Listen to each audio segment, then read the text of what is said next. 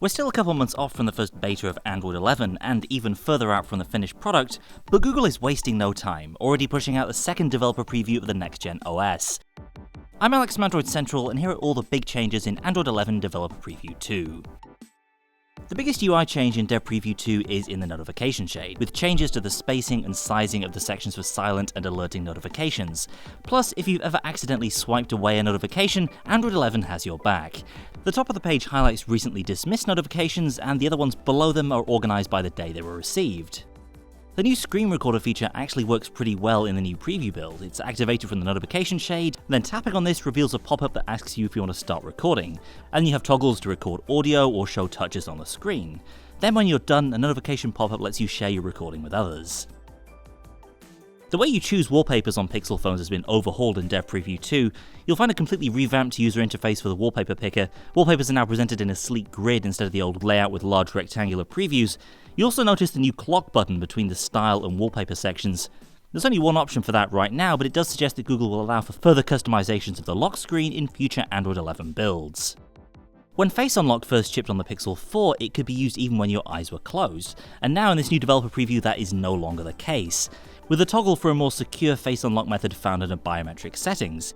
It's great news if you want to stop others from unlocking your phone while you're asleep or otherwise indisposed.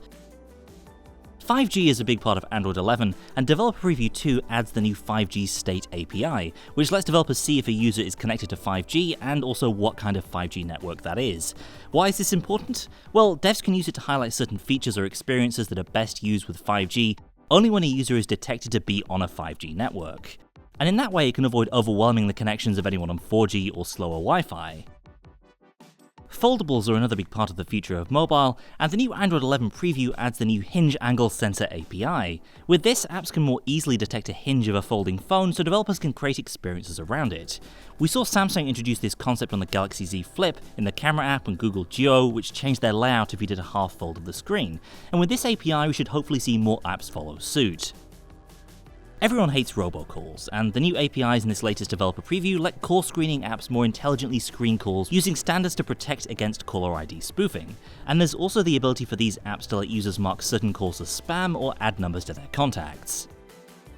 Fast refresh rates are also big in the Android world right now, and in Android 11 developers will have more control over which refresh rate is best for their apps. For example, if the dev thinks that 90Hz is the best option to save battery compared to 120, Android 11 will let them tell the system just that.